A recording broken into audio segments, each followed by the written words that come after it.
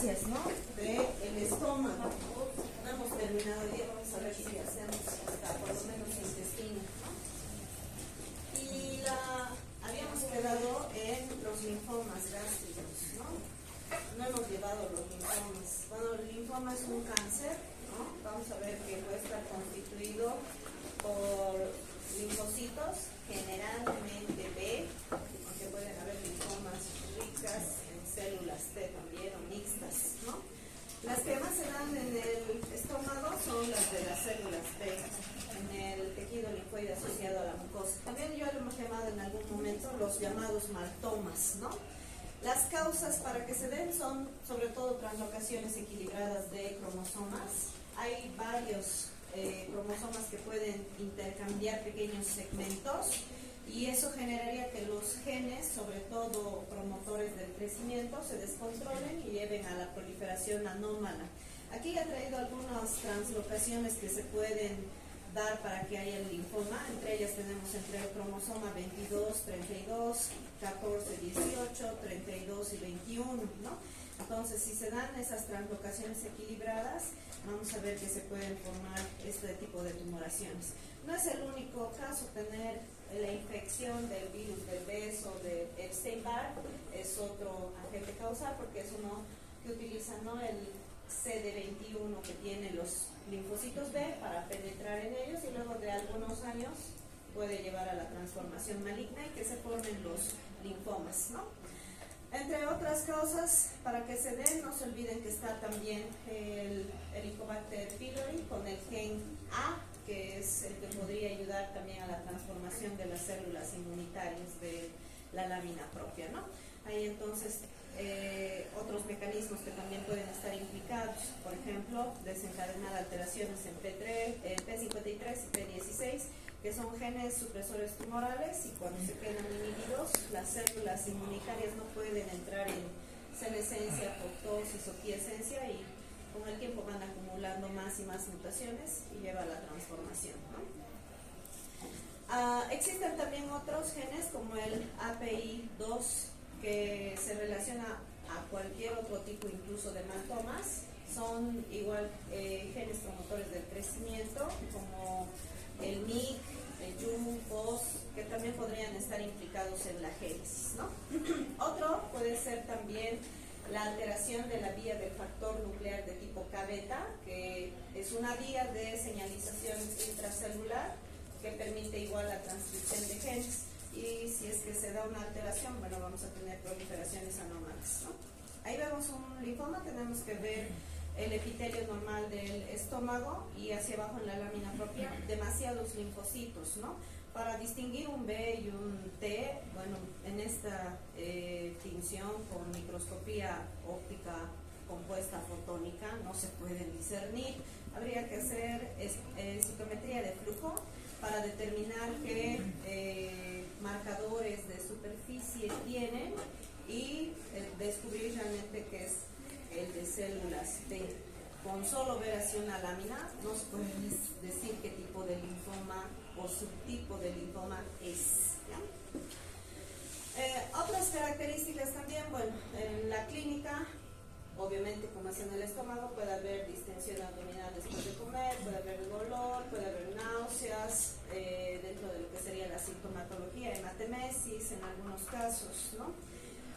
Algunas otras características también importantes es que las zonas donde tengamos los maltomas, vamos a ver que pueden haber edema, hiperemia, procesos de congestión, que son características igual morfológicas y clínicas que se podrían evidenciar, zonas engrosadas de la mucosa, que no son normales y se pueden ver imagenologicamente o en una endoscopía.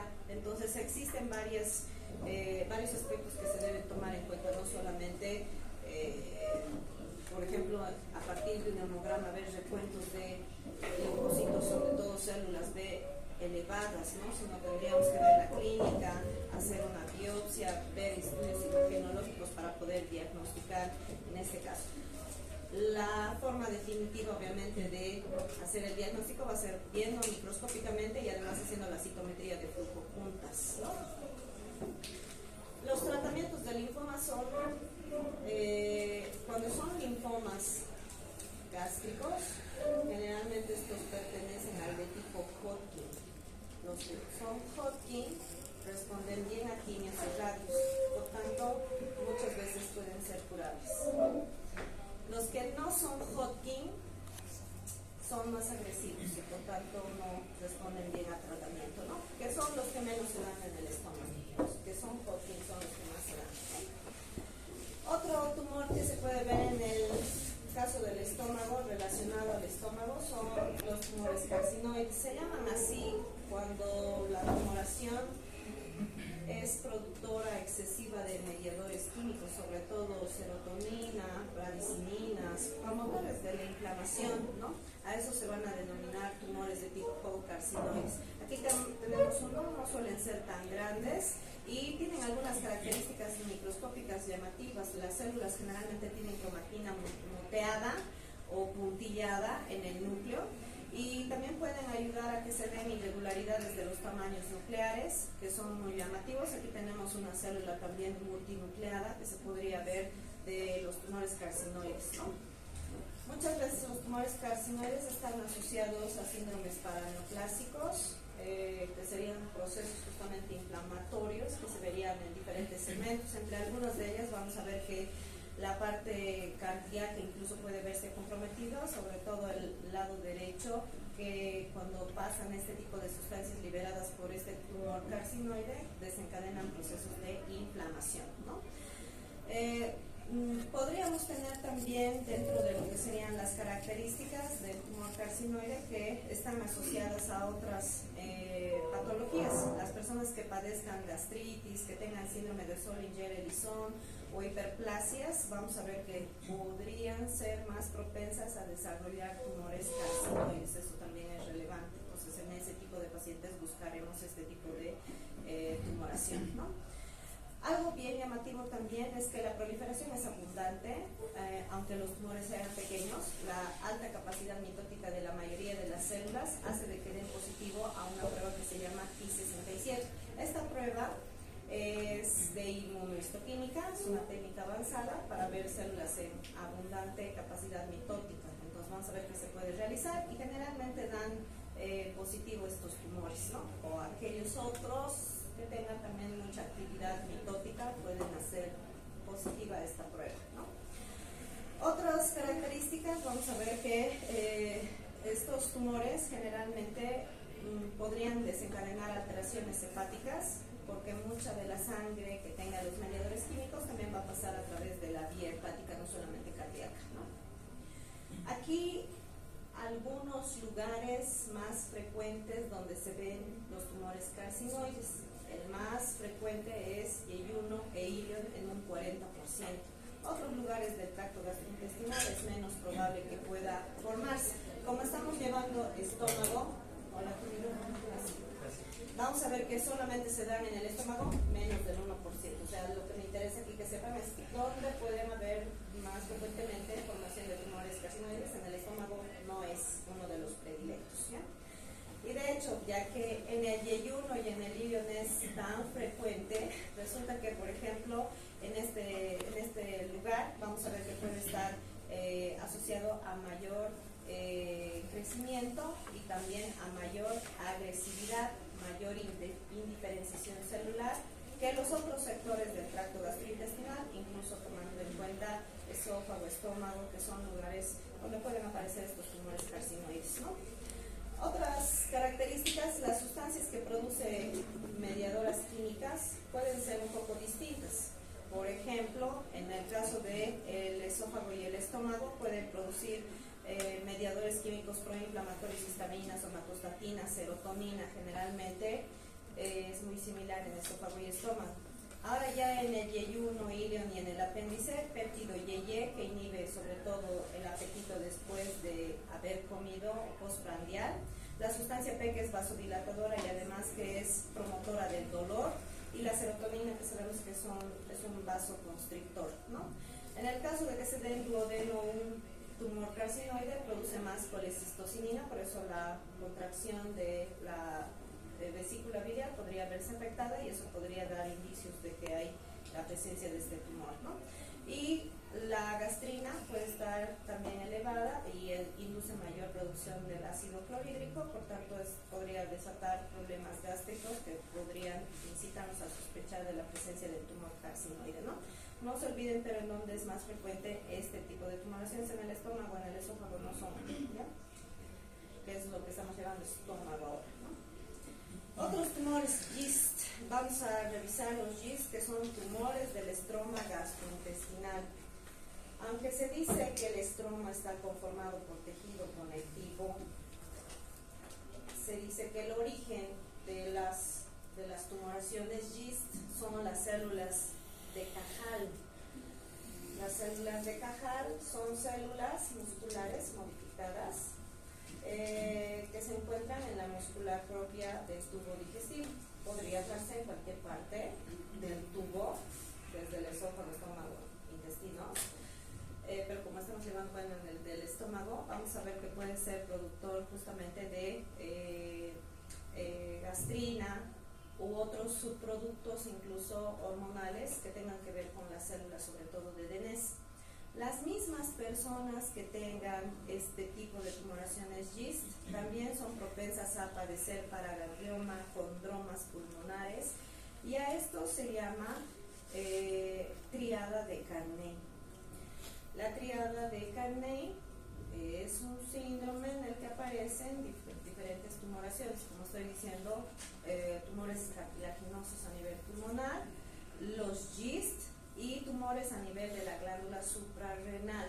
Esa triada de apariciones tumorales se llama así, triada de Carney, que es característica de la aparición de GIST, ¿no? Estos tumores también, bueno, vamos a ver que dentro de este grupo podríamos hablar de los gastrinomas, que son justamente productores sobre todo de gastrina, y estos son los que pueden aparecer más a nivel del estómago, ¿ya? Los más afectados son varones, eso es importante también, más de 60 años, de 50 a 60 años es la mayoría de la incidencia. Vamos a ver, hay unas tablas igual en las que se puede evidenciar las edades en las que se puede presentar.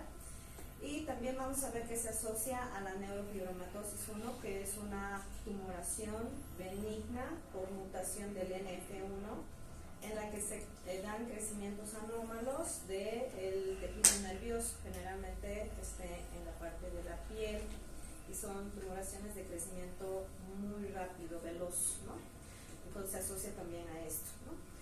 El 75-80% se debe a alteraciones en las tirosinas sinasas. Es una familia de transductores de señal que estimulan la proliferación celular.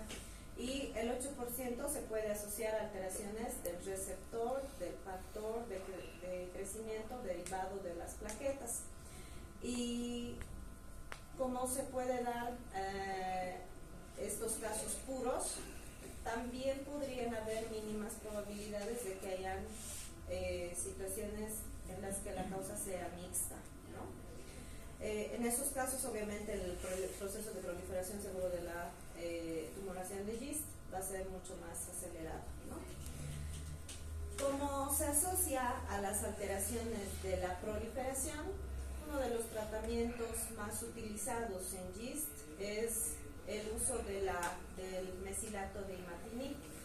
El mesilato de imatinib, vamos a ver que inhibe los procesos que hace la tirosina sinasa, que también es un medicamento que se utiliza en la leucemia mieloide crónica, ¿no? Creo que por ahí ya lo he colocado. Entonces, para hablar un poco acerca del desarrollo de los GIST, es importante otra vez nuevamente recalcarles que las células en realidad que podrían estar afectadas no son tanto las del tejido conectivo, sino células musculares, como les he dicho, intersticiales de Cajal, que son generalmente las que se encuentran en la morfología de la tumoración, y que estas tendrán que haberse alterado en su diferenciación para poder ser productoras de hormonas, ¿no? Como les he dicho, podrían producir gastrina u otros subproductos. Aquí dentro de la patogenia también, bueno, podríamos mencionar otros promotores de la proliferación de estas células, que serían en este caso los genes RAS, que son de la familia de la proteína G, están en la cara intracelular hacia el citoplasma, y que bueno, ayudan a activar transcriptores de genes, ¿no? A nivel nuclear, a través de la vía de señalización con las GAP-sinasas, que son otras proteínas de la familia de las sinasas, ¿sí? Otras implicadas son el inosin trifosfato, AKT, que es otro segundo mensajero y que también se asocia al factor nuclear de tipo K-beta, que también podría estar alterado para que se den malos procesos de la proliferación de las células, ¿no? En cuanto a la morfología, pueden crecer los tumores de GIST hasta 30 centímetros, eso sí es muy llamativo, pueden ser así de grandes, pueden ser ulcerados o no, pueden tener además proceso de inflamación o no implicado en la zona donde está la tumoración, y vamos a ver que podrían tener células justamente similares a las del músculo liso, es decir, fusiformes con un solo núcleo o tal vez incluso con otras alteraciones a nivel nuclear, ¿no? Dentro de lo que sería el tratamiento que no está completo el nombre, ¿no? Aquí solo he puesto imatinib, mesilato de imatinib se llama el medicamento por si acaso. No se olviden que también es un medicamento que se utiliza en la leucemia. El mecanismo que va a realizar el mesilato es básicamente el mismo, va a buscar el mesilato la unión de estos dos genes que son promotores de la síntesis de esta proteína tirosina sinasa, que sería el ABL-BCL, que se encuentra en los cromosomas 9 y 22, y que bueno, ellos ayudan a que se produzca esta proteína señalizadora, que es la que tenemos que llegar a inhibir para que no haya proliferación anómala, ¿no? Entonces ese va a ser básicamente el tratamiento, ¿bien? Aquí vemos justamente un GIST, está sangrante, puede ser, como les he dicho, incluso ulcerado, y cuando veamos las células se pueden ver todos los rasgos anaplásicos de cualquier tumoración. Las células, como les he dicho, la mayoría son fusiformes, deben tener núcleos ovalados. Los nucleolos pueden ser múltiples, demasiado llamativos y de formas irregulares. Miren, estos nucleolos dentro parecen estrellitas. Aquí hay demasiados nucleolos en este núcleo y tenemos hipercromasia nuclear en algunas de estas células, y podríamos incluso encontrar figuras micóticas atípicas o anómalas, ¿no? Con eso hemos terminado estómago. Ahora veremos intestino delgado y grueso. Antes de empezar, bueno, vamos a hacer un recuerdo rapidito de lo que sería esta parte del tubo, y recordando primero el intestino delgado puede llegar a medir más o menos unos 6 metros, dependiendo obviamente de la contextura de cada persona, y se divide en 3 partes, ¿no? Vamos a ver el duodeno, yeyuno y el ilion, y tiene una pared que va a contener mucosa, submucosa, muscular externa, y en el caso del duodeno va a tener serosa y adventicia, y en el caso del yeyuno y el ilion solo tienen serosa. En el caso del duodeno se dividen generalmente en 3 partes o 3 segmentos. El primer segmento es el que va a contener sobre todo adventicia, y el segundo y tercer segmento va a tener el primer segmento del duodeno va a tener serosa, y el segundo y el tercer segmento van a tener adventicia fijada para que se pueda unir y pueda anclarse el intestino delgado, ¿no? El yeyuno y el ilion solo tiene serosa. La muscular en todo el intestino delgado es continua, lisa, y son 2 capas, circular interna, longitudinal externa, ¿ya? Va a tener los plexos de Meissner, de Auerbach, que ya los conocemos, igual de histología, el de Meissner en la submucosa y el de Auerbach o mientérico en la muscular externa, ¿no? Y en el caso del intestino delgado solamente hay glándulas en la parte de la submucosa, en el duodeno. El resto de las partes no tiene glándulas en la submucosa. Todo el intestino delgado va a tener glándulas en la mucosa, que van a ser las pintas de Liebel-Hund, que todos conocemos también. El intestino delgado, vamos a ver que va a estar también conformado en la parte del ilion por las famosas placas de Peyer, que es donde se pueden dar maltomas, ¿no? Y por último vamos a ver que la función del intestino es mezclar los alimentos, pero lo más importante, la absorción de los alimentos, ¿no? Vamos a ver que en todo el intestino, que puede representar más o menos 300 metros cuadrados, si uno lo estirara por completo, incluyendo microvellosidades, vellosidades intestinales y las válvulas de Kerkring, tenemos un área tan extensa de absorción para hacer absorción hasta de 1 kilo de grasa, medio kilo de carbohidratos, medio kilo de proteínas en un día. Pero esos son los límites máximos que se podría alcanzar si se absorbiera todito el segmento del intestino delgado, ¿no? Pero como bueno, se van dando las mezclas y se va llevando los vestigios hacia el otro segmento, bueno, no se absorbe tanto todos los días, ¿no?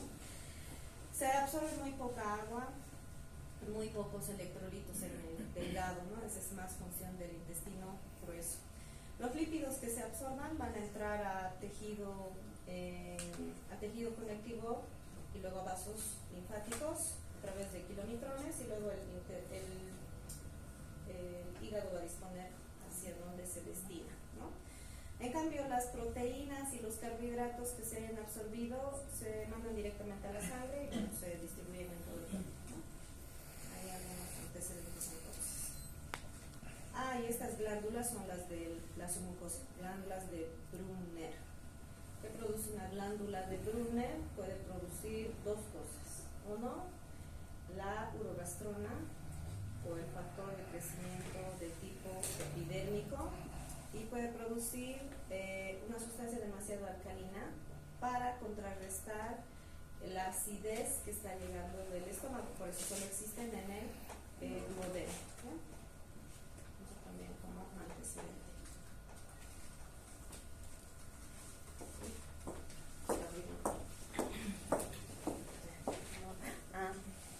Está muriendo un ratito ya, me voy a conectar. Si quieren preguntar algo, me paran para seguir. Esta imagen, bueno, es de la mucosa. Esta sería una cripta de Lieberkühn. En las criptas de Lieberkühn, bueno, hay diferentes células. Las más importantes siempre van a ser las de cepillo, las células de absorción, que son las que van a tener microvellosidades. En la parte más profunda tenemos las células de Paneth, que solo existen en el delgado y en el apéndice secal del grueso, ¿no? La célula de Paneth es importante porque produce sustancias que protegen el intestino de agentes infecciosos. Entre ellos tenemos la producción de lisocim, y es la célula que más tiempo vive en una cripta de Lieberkühn. Las demás solo viven 5 a 7 días y ella vive 20 días, ¿no? Es una célula importante para la protección.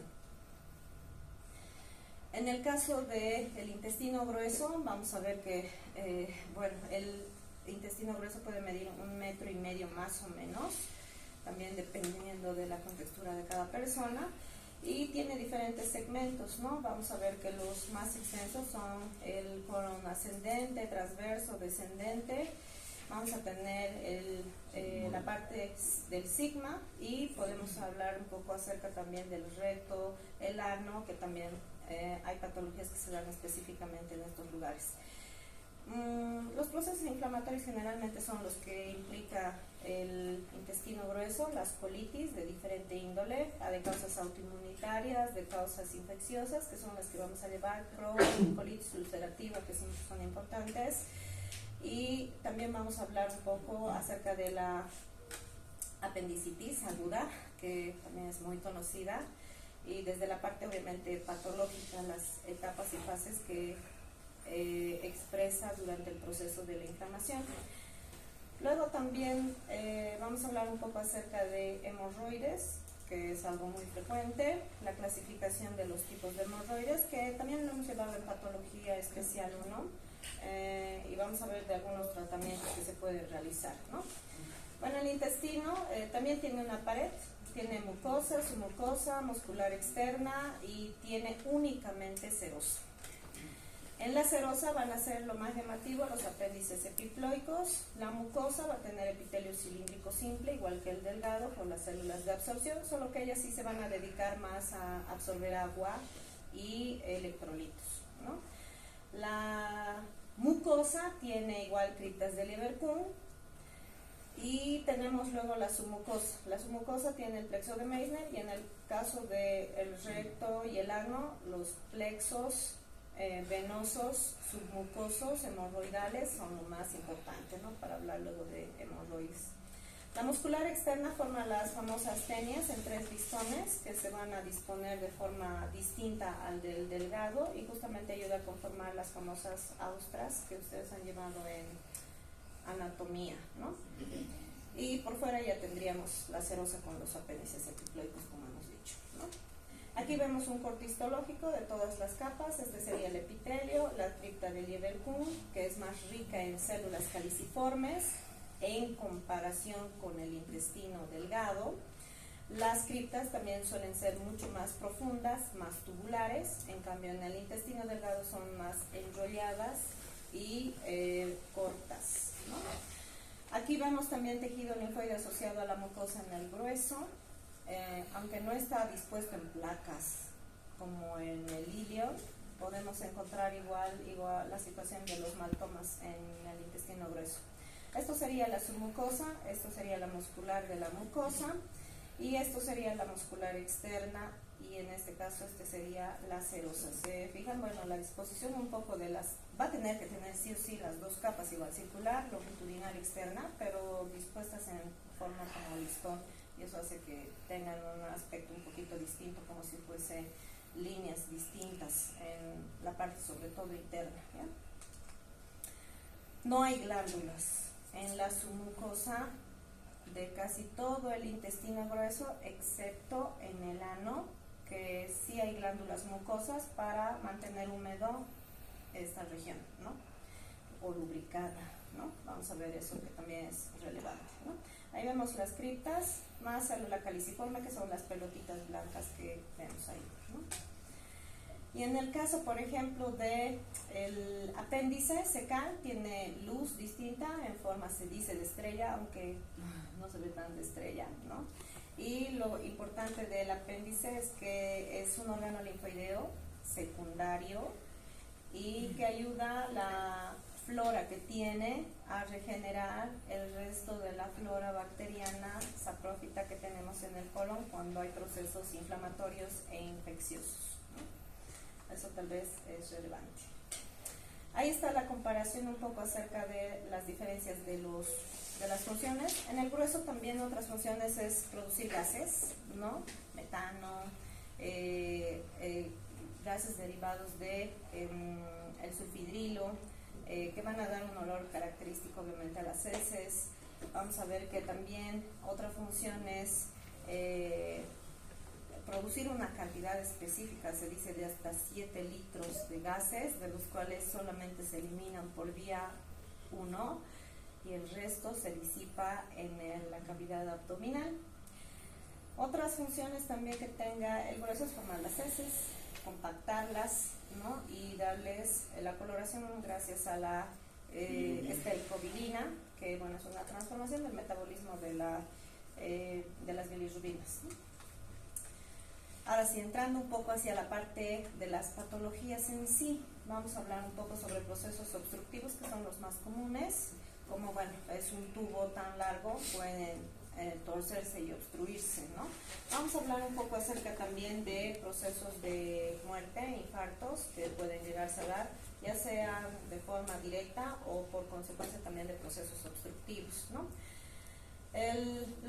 La parte del intestino que más se obstruye, vamos a ver que es el delgado, se dice que es la que más se afecta y que, bueno, se puede deber a diferentes causas, ¿no? Entre ellas tenemos, por ejemplo, por hernias, que son zonas debilitadas en la pared abdominal, o que estén cerca del ombligo, o que estén cerca de la ingle, ¿no? Inguinales, exacto.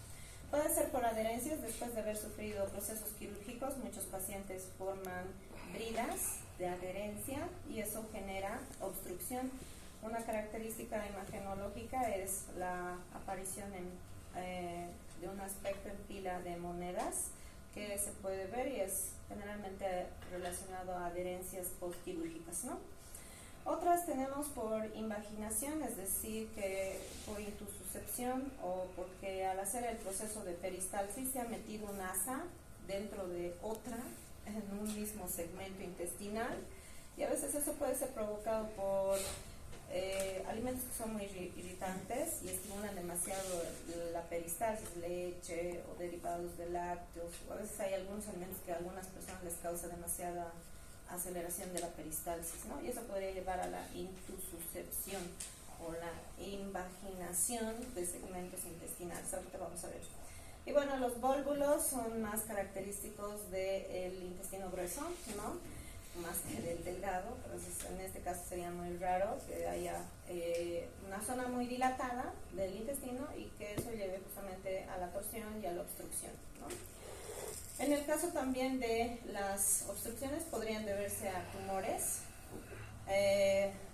No son frecuentes tumoraciones muy grandes en el intestino delgado, pero dentro de aquellos que podrían crecer podríamos tener, por ejemplo, algunos divertículos que podrían llevar justamente a obstrucción, o tumoraciones, por ejemplo, de tipo carcinomas que tengan ese rasgo especial, que no es algo típico, que sean de crecimiento acelerado, ¿no? Y los infartos, bueno, los infartos intestinales tienen muchas causas. Entre algunas de ellas, personas obesas que tengan demasiada aterosclerosis podrían sufrir procesos de infarto por obstrucción de las arterias mesentéricas, que son las que van a irrigar obviamente el intestino, o también pueden ser por torsión, podrían darse procesos de infarto por infecciones, ¿no? Hay varias situaciones por las que podemos hacer infarto intestinal, ¿no? Y dentro de los síntomas y signos, dolor, distensión abdominal, vómito, estreñimiento, generalmente todo lo que desencadena una obstrucción tan alta, vamos a ver que no permite el pasaje, y la sintomatología suele ser mucho más rápida que cuando las obstrucciones son más bajas en el intestino grueso. Por tanto, los vómitos pueden ser de alimentos biliosos además, y el paciente rápidamente va a manifestar signos y síntomas, ¿no? Que cuando se dan obstrucciones bajas, que es un poco el proceso de la patogenia más lento, ¿no? El tratamiento debe llegar a ser quirúrgico la mayoría de las veces. Algunas situaciones podrían responder a promotores, por ejemplo, de peristaltismo, hacer también sondajes. Hay que ponerle sonda por todo lado al paciente, nasogástricos, hay que poner sonda por abajo igual, para poder tratar de liberar justamente las zonas que estén obstruidas. Obviamente si es por adherencia hay que volver a meterlo a la cirugía del paciente para debilitar las áreas, ¿no? Y no hay garantías en las que se pueda volver a dar recurrencias, eso también es otra consecuencia que puede haber. Vamos a ver algunas enfermedades del intestino, en este caso, por ejemplo, grueso, y otras que son del delgado también. Vamos a ver en este caso del grueso, Hirschsprung. Es también denominado megacolon congénito, ¿no? Vamos a ver denominado también de tipo aganglionar. Esto se debe justamente al mal desarrollo de los plexos, sobre todo de Auerbach, que están en la muscular del intestino, pero también pueden ser afectados los de Meissner, ¿no? Cuando nos estamos conformando en el intestino, vamos a ver posterior, generalmente al estar migrando las células de la cresta neural, generalmente no se da una buena migración hasta los lugares adecuados. Eso genera que hayan pequeñas partes del intestino grueso que queden sin inervación. Esos lugares no se van a poder contraer para poder ayudar a expulsar las heces. Eso generaría con el tiempo zonas de estrechez y otras áreas de dilatación. Se ve la expresión sobre todo en recién nacidos, no pueden expulsar el meconio y eso genera que haya distensión abdominal, dolor abdominal, demasiado llanto, etcétera, ¿no? Se produce en 1 de cada 5.000 nacidos y el tratamiento en este caso únicamente es quirúrgico. Muy rara vez se puede dar en todo el colon, pero es más frecuente que se llegue a dar en la parte de el sigma, o también podría estar afectado la parte de el recto, ¿no? Vamos a ver que no es frecuente que se afecte todo el colon. Dime. este problema puede dar en caso de trauma, como un golpe en los miembros. No se llamaría Hirschsprung como tal, ¿no? Porque Hirschsprung debe ser así congénito, ¿no? Entonces se expresa en recién nacidos. Y para diagnosticar y decir, este es Hirschsprung, tengo que haber sacado el segmento del intestino y tengo que mostrar que no hay desarrollo de células ganglionares. Si es por un traumatismo, o sea, no tiene nada que ver el desarrollo de las células ganglionares. De que se puede dar, digamos, un traumatismo en el intestino y este genera una zona de estenosis, otra de dilatación y parezca un Hirschsprung en una persona adulta, claro que se puede llegar a dar, pero eso no se va a llamar Hirschsprung. Se llama Hirschsprung cuando es congénito y cuando hay falta del desarrollo de las células ganglionares en el plexo de Auerbach, y puede ser que también esté comprometido el de Meissner. ¿Ahora sí? Como es un pequeño segmento el afectado, sí o sí es quirúrgico, se debe resecar y luego hacer aproximaciones terminales de las partes que no estén afectadas. Para determinar eso, obviamente hay que ver las áreas donde estén estenosadas, quiere decir que son las que están afectadas. Y vamos a ver que, como les digo, para dar el diagnóstico certero, tengo que mandar la muestra después de haberla resecado a histopatología, y el patólogo debe reportarme que solo esos segmentos y en las partes más periféricas que tal vez se hayan extraído, sí hay células ganglionares, ¿no? Y con eso sí vamos a dar con el diagnóstico. Como les digo, pocas veces puede ser que se dé en todo el colon, y en esos casos sí van a haber graves problemas, porque las resecciones van a tener que volverse a ingresar, tener que ser mayores, y luego se van a venir también otras complicaciones para la producción de las heces, gases y un montón de complicaciones que va a tener el producto, ¿no? Entonces no se olviden que el tratamiento es quirúrgico, pero sí o sí se debe mandar la muestra a histopatología, ¿no? Ahí vemos justamente algunas de estas áreas que hemos dicho que son las que más se pueden afectar. El sigma y el recto son las más proclives donde falte el desarrollo de las células ganglionares. Ahí algo de la sintomatología, lo más evidente siempre va a ser distensión abdominal que no puede eliminar las heces del bebé, ¿no? Aquí vemos el estudio histopatológico, aquí la falta de las células ganglionares, aquí también se pueden hacer incluso con retina, inmunohistoquímica, y ver realmente que no hay las células nerviosas desarrolladas correctamente. En el caso del plexo de Auerbach, que es el que más se afecta, no se olviden que se encuentra entre la circular interna y la longitudinal externa de la muscular propia del intestino, ¿no? ¿Por qué se da la falta de la migración? No se sabe muy bien, ¿no? Es un mal desarrollo embriológico. Podrían haber varias cosas implicadas, desde factores ambientales, medicamentos que tal vez haya tomado la madre, que hayan impedido que haya una buena migración celular, ¿no? Que no se conoce muy bien por qué se da esta falta, ¿no? Y en el caso de que también se analice, se dice que podría haber implicación de los genes RET, son promotores de la proliferación, y tendría que ver con un caso en el que tenga una incidencia de herencia genética y que en la familia ya se sepa que hay este tipo de problemas de fallas en procesos de migración e incluso otras manifestaciones de malas formaciones de otros órganos, agenesias o hipoplasias en algunos tejidos, ¿no? Eso entonces en relación a Hirschsprung. Hernias. Las hernias, sí hemos dicho, no son zonas debilitadas de la pared, puede ser porque se ha hecho una persona una cirugía, o puede ser también porque por la edad o múltiples embarazos, hay tantas cosas que pueden debilitar la pared abdominal y uno desarrolla una protrusión. Esa protrusión que se forma en la pared abdominal puede ser culpable de que se queden encarceradas las asas intestinales y se estrangulen y desaten luego un infarto, ¿no? Vamos a ver que las hernias son más frecuentes obviamente en varones y en mujeres, sobre todo si es que han tenido múltiple paridad, ¿no?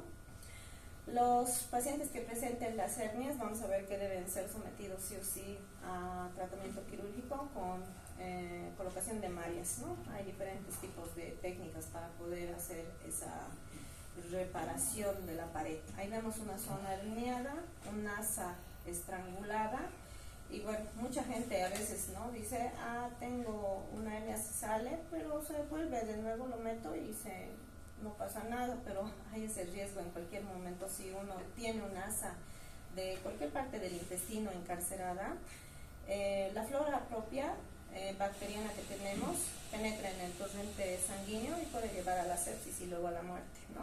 Entonces ese riesgo sí existe.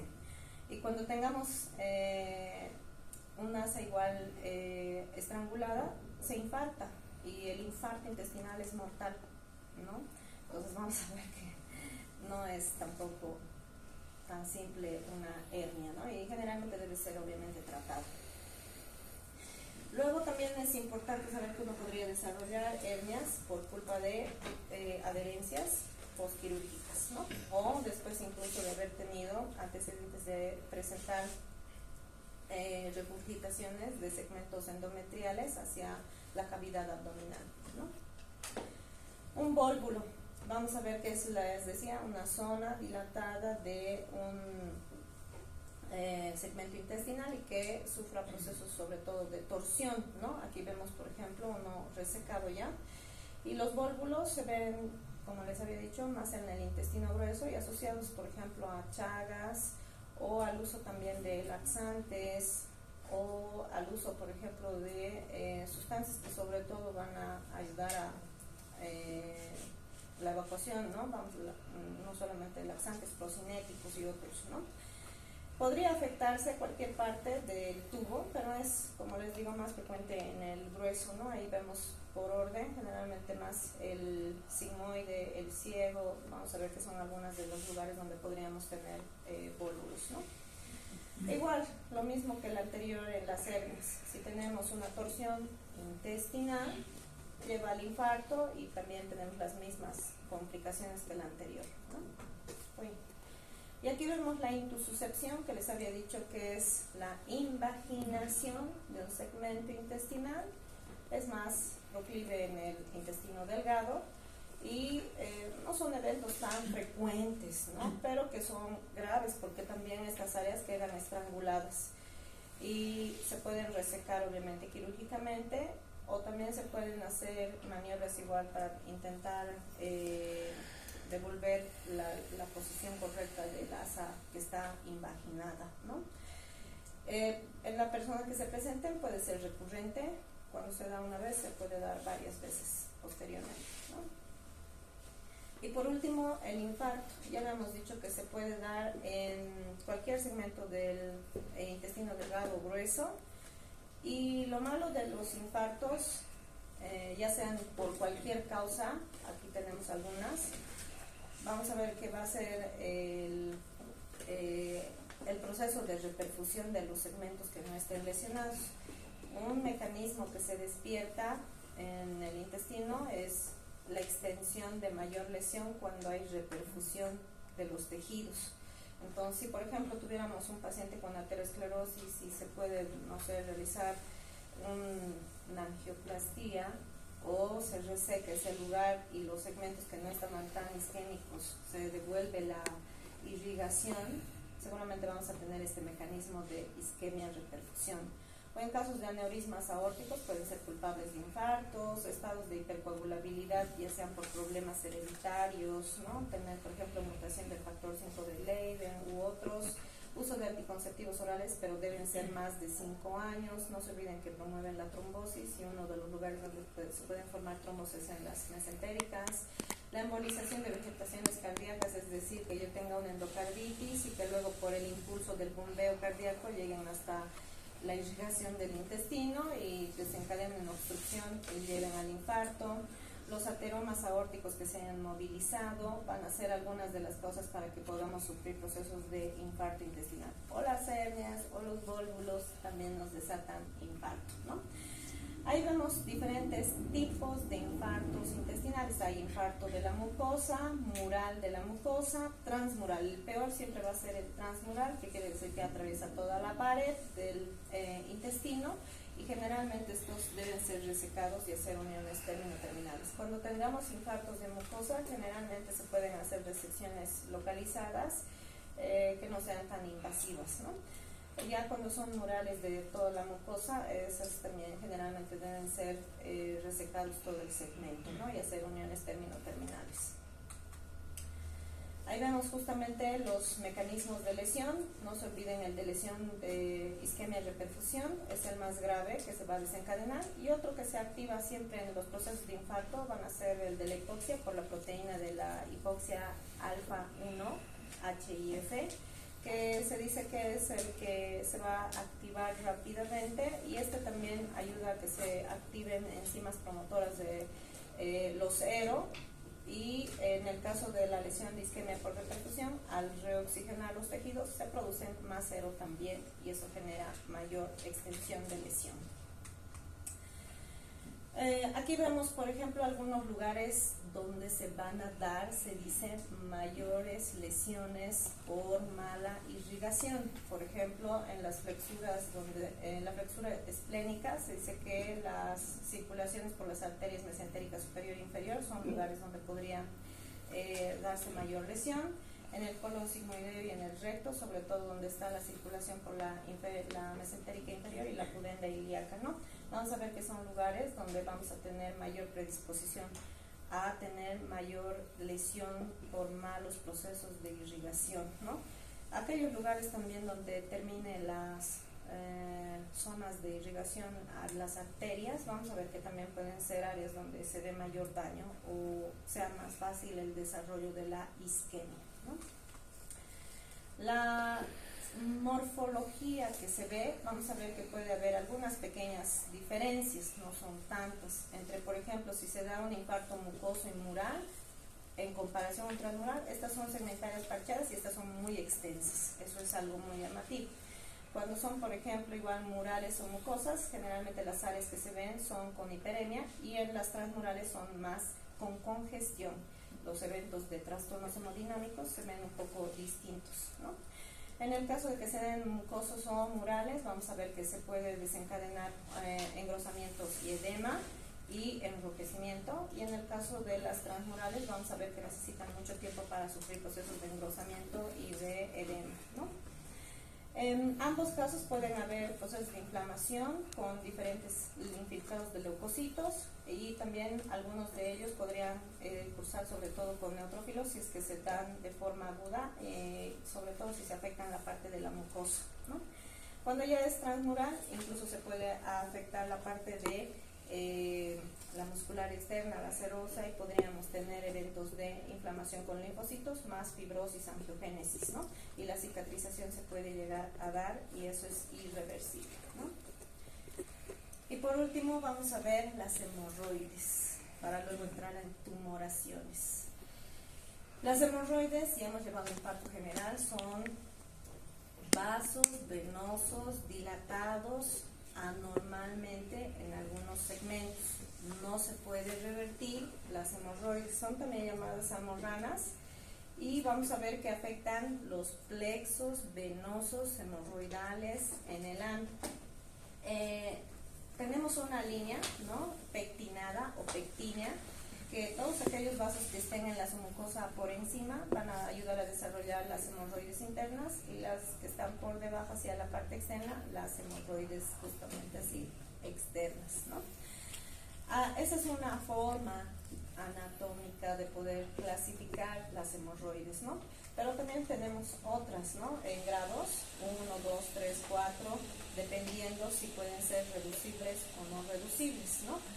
Aquellas que son sobre todo de grado 1 podrían implicar cicatrización, plicomas, y además no suelen ser muy evidentes, y por sí solas también se reingresan a lo que va a ser la parte interna, ¿no? No necesitan que se deba realizar una introducción manual, ¿no?